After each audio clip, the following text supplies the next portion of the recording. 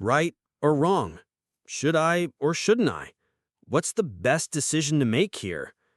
Who hasn't found themselves paralyzed by a moral dilemma, feeling that the old rules no longer apply, that life's instruction manual seems to have missing pages, or that our internal moral compass seems broken, spinning aimlessly in an increasingly complex world full of ambiguities?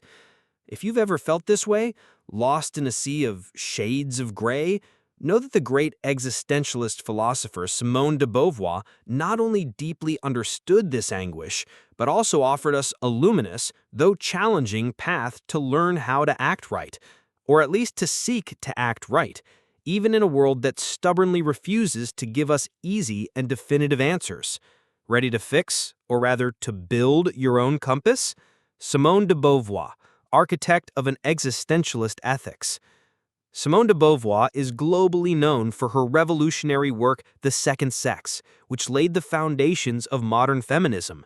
But her contribution as a philosopher goes far beyond that, especially in the field of existentialist ethics. Disciple and critic of existentialism. Influenced by Jean-Paul Sartre, Merleau-Ponty, and others, Beauvoir developed a unique perspective on freedom, responsibility, and, crucially, on how we can live an ethical life in a world she saw as fundamentally ambiguous. The Ethics of Ambiguity. Her 1947 book, The Ethics of Ambiguity, is a direct response to those who accused existentialism, especially after Sartre's famous phrase that, if God does not exist, everything is permitted, of leading to nihilism, to moral anything goes. Beauvoir shows that it is precisely the opposite. It is the absence of a God or predefined values that imposes on us the total responsibility for the creation of our values and our morality. Why the broken compass, the decline of absolute moralities? Why does Beauvoir speak of a broken compass, or more precisely, of the failure of moralities that claim to be absolute and universal? The loss of grand narratives and moral authorities. The modern world, and even more so our contemporary world, has witnessed the decline of blind faith in traditional moral authorities, be it institutionalized religion, ancestral traditions that no longer respond to current challenges, or even the Enlightenment belief in a universal reason, capable of dictating moral laws, valid for everyone and forever. The existentialist starting point. For Beauvoir, and for existentialists in general, there is no divine or cosmic instruction manual for morality. There are no values inscribed in heaven or in human nature. We are thrown into the world without a predefined purpose and without a set of ready-to-use moral rules. The danger of rigid and abstract moralities. Beauvoir criticizes moralities based on abstract duties, inflexible rules, or absolute ends, like the glory of God, the good of the nation, the triumph of the revolution. Why? Because these moralities often lead to oppression. They justify the sacrifice of concrete individuals in the name of abstract ideals, promote bad faith. They allow people to escape their personal responsibility to choose and judge, simply obeying external rules without reflection. Fail in the face of real-life situations, of dilemmas where applying a rigid rule can lead to injustice or cruelty. The ambiguity of our existence. Our very human condition is ambiguous. We are, at the same time, body and consciousness, immanence, our facticity, what we already are, and transcendence, our capacity to project ourselves into the future, to surpass ourselves. We are free subjects for ourselves, but also objects for the gaze and action of others. To deny this ambiguity in the name of an artificial moral clarity is, for Beauvoir, a fundamental error. Freedom as the unshakable foundation, beyond nihilism. If the old compasses are broken and there is no God to give us moral coordinates, does that mean we enter an anything goes, where everyone does what they want and everything is permitted in the most chaotic and selfish sense? A resounding no, Simone de Beauvoir would answer. For her, it is precisely the opposite, rejecting nihilism and absolute relativism. The absence of predefined values does not imply that all values are equal or that no value matters. That would be another way of escaping responsibility. falling into nihilism or a paralyzing relativism. Freedom as the undeniable foundation. For Beauvoir, the only fundamental value that we cannot deny without falling into a performative contradiction, that is, without using our freedom to deny freedom, is freedom itself. Freedom is not just a characteristic of ours, it is the very condition of our existence. It is what defines us as human beings. We create values through our free action in the world. If freedom is our ground, then moral values are not discovered like hidden treasures. They are invented, created, sustained, and justified through our choices and our free actions in the world. Every time we act, we are in a way legislating, proposing a value. And here lies the difficult and uncomfortable part of freedom that we've already discussed in another video. Each of our acts not only defines who we are individually, but also projects an image of what human beings should be. We carry the weight of the world on our shoulders with every choice.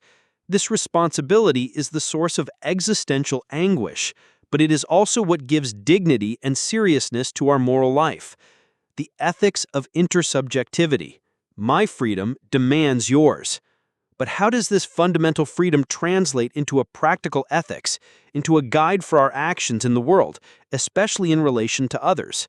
Here enters Simone de Beauvoir's central ethical maxim, the heart of her ethics of ambiguity. Intersubjectivity as a condition of our freedom. Our freedom doesn't exist in a vacuum, in solipsistic isolation. It is realized and manifested in the world, a world we share with others equally free beings, or that aspire to freedom. We are beings in relation. The contradiction of oppressive freedom. I cannot, coherently and authentically, desire my own freedom and at the same time act in a way that oppresses, exploits, or denies the freedom of others. Why? Because that would be treating the other as a mere object, as an instrument for my ends, thus denying the very fundamental human condition, which is freedom, that I claim for myself. It would be an existential contradiction. True ethical action, that which promotes freedom, mine and others. Therefore, for Beauvoir, an action is morally good. It is ethically justifiable if it aims to promote, expand, or at least not impede the freedom, both mine and that of others. Ethical action must open possibilities for freedom, not close them with oppression or alienation. The constant struggle against oppression as a moral duty.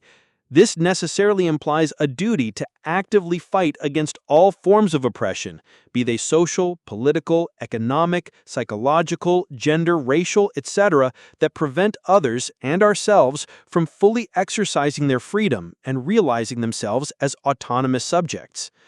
Do you see? Freedom here is not a selfish doing whatever I want.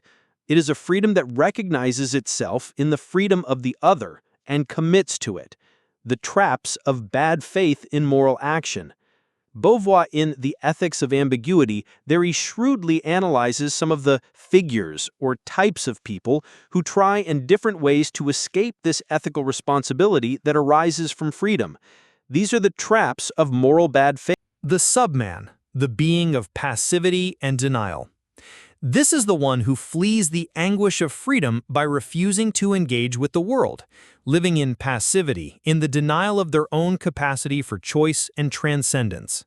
They let themselves be carried along, take no responsibility for anything, and often become pawns for others. The serious man, the fanatic of absolute causes. This is the one who fanatically clings to a cause, an ideology, an external value, be it God, the nation, the party, tradition, science, as if it were an unquestionable absolute. They abdicate their freedom to judge and their personal responsibility, becoming a mere instrument of this serious cause. The danger is that, in the name of this absolute, they can justify the greatest atrocities against those who do not share it. Think of fanatics of all kinds. The nihilist, the destroyer of all values. This is the one who, perceiving the absence of ultimate meaning or absolute values in the world, decides that, therefore, nothing has any value. They can give themselves over to destruction. of themselves or others, or to a cynical and corrosive indifference, denying the very possibility of creating human meanings. The adventurer, the selfish conqueror. This is the one who embraces their freedom, but in a purely selfish way, using others as mere objects or instruments for their own projects of power, pleasure, or glory, without caring about the freedom or well-being of others. They recognize their freedom, but not that of the other. All of these are, for Simone de Beauvoir, forms of bad faith, of betraying the human condition of freedom and responsibility for the creation of a world where everyone's freedom is possible. Building your own compass, practical ethics for an ambiguous world.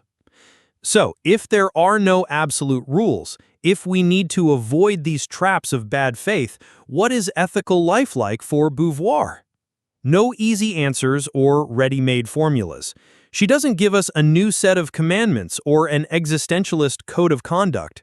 Ethical life for her is a constant tension, a continuous creation, a work of art that is never fully finished. Each concrete situation is unique and requires discernment.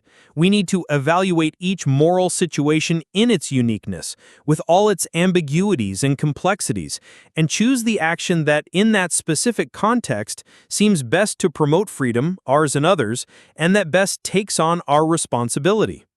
The importance of project, engagement in the world. Ethical life is not lived in isolation or in pure contemplation.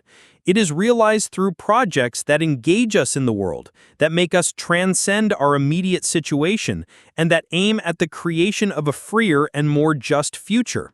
It is an action, in doing, that our values become concrete. Taking the risks and consequences. Acting ethically in an ambiguous world also means accepting that our choices can have unforeseen consequences, that we can make mistakes, and that we need to be willing to take responsibility for them, to justify ourselves, and, if necessary, to repair the damage. Beauvoir's ethics is therefore an ethics of courage, creativity, radical responsibility, and constant engagement. It is not an ethics for those seeking comfort or security, but for those seeking to live an authentic and meaningful human life, even and especially in the absence of divine guarantees or easy answers. Navigating the uncomfortable path, daily practices. How can we, in our daily lives, embrace this uncomfortable yet incredible freedom that Simone de Beauvoir presents to us? Embrace your freedom and assume total responsibility. Stop making excuses, blaming others or circumstances. Ask yourself, what's my part in this? What can I choose to do? Always consider the impact of your actions on the freedom of others. Is your choice, your project, your way of living helping to create a world where others can also be freer and more authentic? Or is it in some way contributing to their oppression or alienation?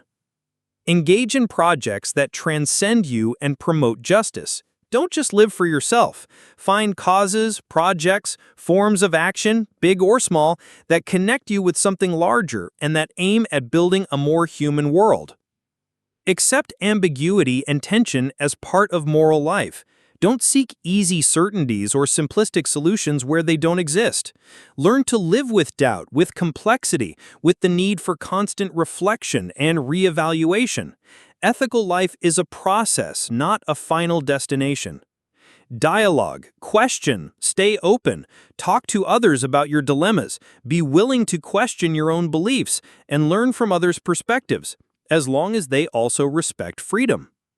Conclusion.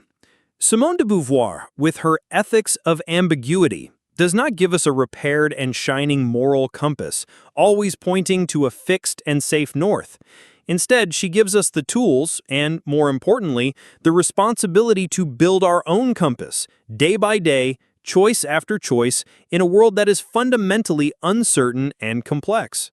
She calls us to an adult, courageous morality, one that does not hide behind dogmas or excuses, but that embraces freedom as our most precious good and responsibility as our most distinctive human mark.